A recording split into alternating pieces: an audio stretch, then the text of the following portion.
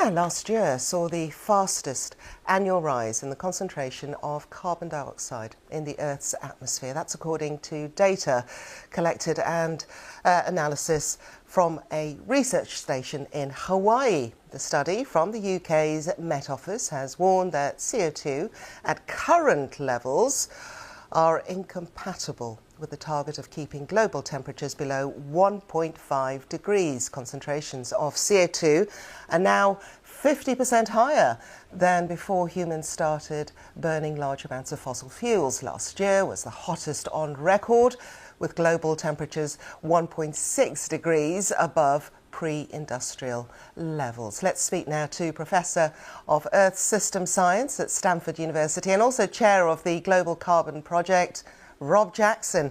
Mr. Jackson, hello, welcome to the programme. How worried should we thanks be? for having me. How worried should we be? What do those figures mean? Well, we should be very worried. This is a much larger increase in atmospheric carbon dioxide than we're used to. We're breaching safe temperature levels well past them.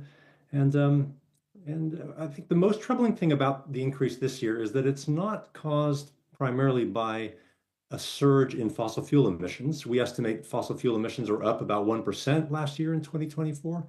But normally, the Earth's lands take up about 1/3 of fossil carbon pollution through tree growth and other things. And the Earth is starting to fight back. The El Nino last year meant thousands of additional fires in the Amazon, record droughts in the Amazon and elsewhere. Plants are not growing as fast, and we're seeing forest death in places. So the Earth is starting to rebel, if you will, and that's deeply troubling.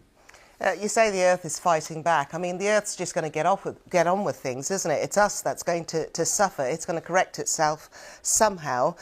This figure of 1.6 degrees, I think it's accepted now, isn't it, that we're going to be heading above 2.5. That is the most realistic figure of a temperature rise that we'll be able to attain. Is that the agreed level? Well, I hope not. Certainly, we are heading towards that now. We're not slowing down at 1.5.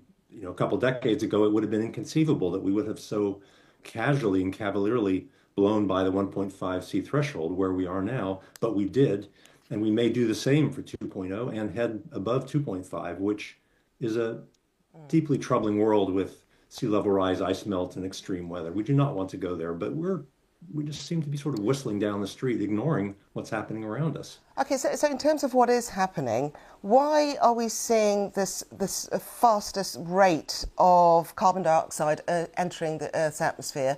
I mean, we've got the COPs, we've got the statements, we've got the increase in renewable energy. Why are we still burning more fossil fuels, and where is this concentrated?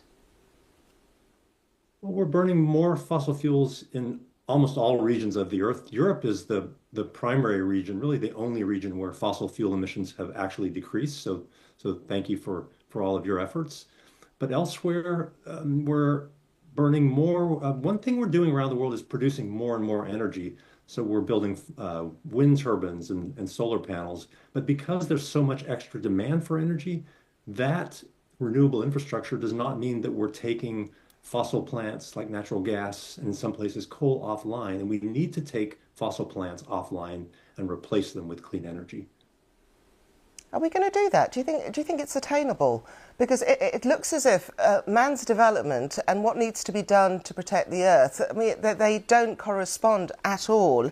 I mean, one of the latest concerns is that the growth of AI and the energy needed, of course, to cool those huge sources and the power that's needed to generate and all the processing, the energy that's needed there, where is this energy going to come from?